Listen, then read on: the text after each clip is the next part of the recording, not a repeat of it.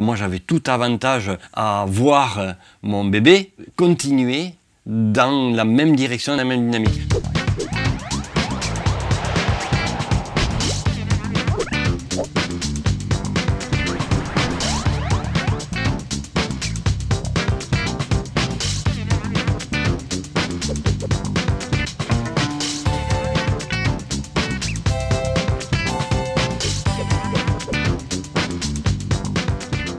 ADES première. Alors ADES est un bureau d'études spécialisé dans l'archéologie dite préventive. Nous intervenons en amont de tous travaux d'aménagement dès lors qu'ils menacent des vestiges de destruction. Au moment de la transmission, de la reprise par les salariés, dans quelle situation était ADES?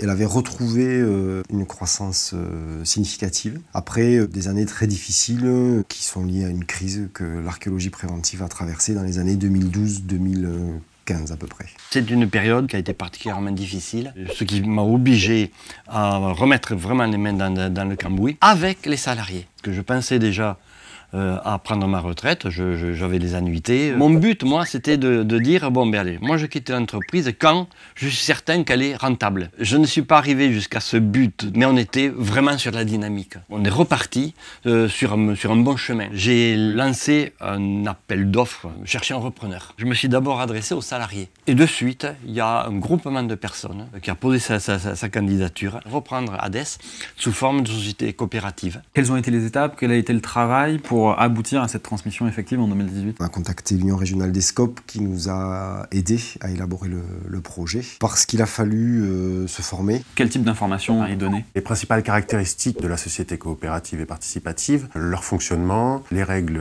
juridiques qui régissent le statut et le fonctionnement de l'entreprise, le rôle que va avoir le salarié lorsqu'il devient associé de sa société. Pour le cédant, on l'accompagne sur l'évaluation financière de son entreprise. Notre objectif, c'est que tout le monde s'y retrouve et que ce soit gagnant-gagnant. Après, il a fallu déjà proposer un modèle économique et ensuite un modèle d'organisation. Alors pour le modèle économique, on a été soutenu, aidé et conseillé par l'Union régionale des SCOP. Pour le modèle d'organisation, ça a été plus compliqué puisque les crises de 2014 et 2015 avaient laissé pas mal de traces et qu'une réorganisation était en cours. Donc on a profité de cette réorganisation pour insuffler de la collégialité dans la prise de décision. Et est-ce que la transformation, fruit de tout ce processus d'appropriation du projet, fait que ça crée une dynamique? Ah oui, incontestablement. Il y a vraiment un état d'esprit qui a changé. Les gens se sont mis dans une dynamique positive, constructive et participative. Et aujourd'hui, alors comment on fait pour continuer à le faire vivre, cet esprit? On a créé une commission vie coopérative, composée d'associés salariés. Ils m'aident à organiser bien sûr les AG, mais également toutes les réunions de coopérateurs. On essaie de faire des réunions de coopérateurs au moins une fois par trimestre. Ils réfléchissent avec moi aux outils et aux moyens d'associer les salariés à la réflexion stratégique. Pour les salariés, quand ils vont investir dans leur société, comment ils financent ça? Les futurs associés, pour constituer leurs apports, ont des solutions de financement, notamment les prêts d'honneur, qui permet effectivement de prêter à un salarié pour qu'il puisse devenir associé et mettre au capital de sa coopérative. Ce sont des prêts à taux zéro, sans caution personnelle, donc pour limiter au maximum le risque des salariés.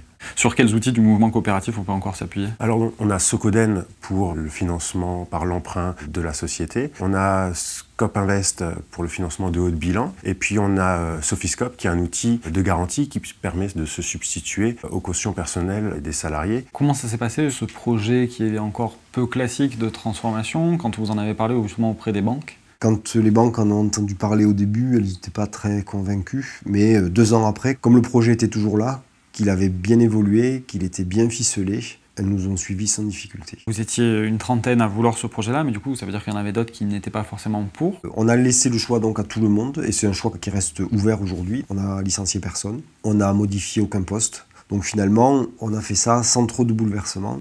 Je dirais que les premiers résultats obtenus seraient de nature à avoir convaincu les plus réticents. On va voir ce qu'il adviendra de l'avenir. Quel conseil vous donneriez à quelqu'un qui envisage une transmission? Transmettre une entreprise, c'est obligatoirement avoir intégré préalablement les salariés au fonctionnement de l'entreprise. Et puis, bien entendu, il faut un minimum de formation. Se préparer. Il faut bien se préparer, il ne faut pas se précipiter. Quel bilan vous en tirez? Qu'est-ce que vous en retenez de ce processus de transformation et aujourd'hui de là où vous en êtes? Le bilan il est positif forcément, parce que l'entreprise elle va mieux, parce que les gens vont mieux. On a construit des outils qui nous permettent d'avoir de la vision. On commence vraiment à avoir un rythme qui est apaisé. Je vous remercie.